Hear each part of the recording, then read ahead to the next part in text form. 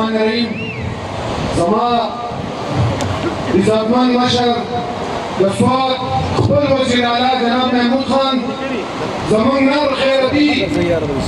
وفاقي وزیر جناب مراد سعید صاحب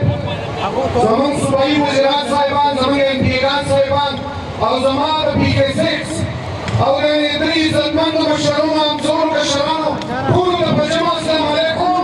ستاسو شکریه ادا کوم ستاسو د ټولو د پاکستان تحریک انصاف د ملګرو ترونو د پارټۍ د کارکوړانو د آی ایس اف د یوت د ټولو شکریه ادا کوم چې په ټوله ګڼه ګڼه کې راغلي یې تاسو نن خپل وزیر اعلی زه ډېر ډېر نرم زموږ نور مشران ناست دي زه صرف د وزیر اعلی صاحب خصوصي طور باندې نن افتتاح وکړه د سوات ایکسپریس وې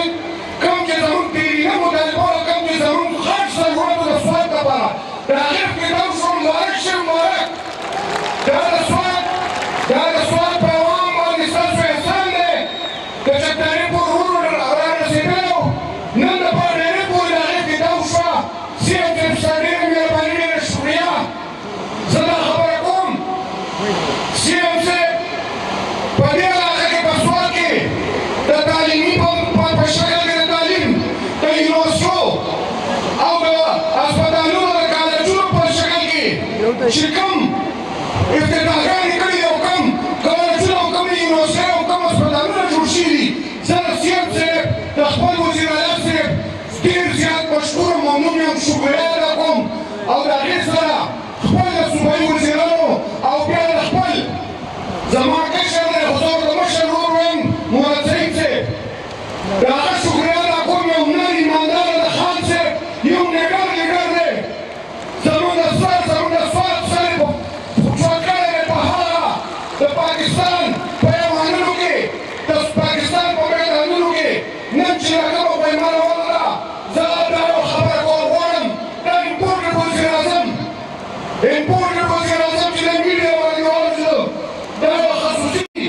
او کوم چې نشته یا بیا یې نګري د نورو مختلفو حلقو دغه امپورټډ وزیر اعظم نه په 2018 کې موږ شکست ورکړی و دی موږ د سوات ته ځغلولی دی او انشاءالله تعالی په روان الیکشن کې ډېر ژر په 2-3 میاشتې کې روان الیکشن دی او ډېر ژر به بیا هم شکست ورکوو زه ورته یم دې وزیر اعظم ته دې امپورټډ وزیر اعظم ته راځه دې سوات ته بیا راشه چې بیا یې وپالو بیا درسره راځه چې بیا وګورو ورسره انشاءالله په سوات خلکو چې په کوم شکل ته ځغلولی نو انشاءالله بیا به دې وڅلو مونږه زه ډېر ډېر مننه ستاسو زه د خپلو ملګرو خپل دلته چې موجود زما د پاکستان تحریک انصاف ملګري دي نوجوانان هلکان مشران د دې ټولو شکریه ادا کوم او دا ستاسو رخصتنه او ډېرې مهرباني خدای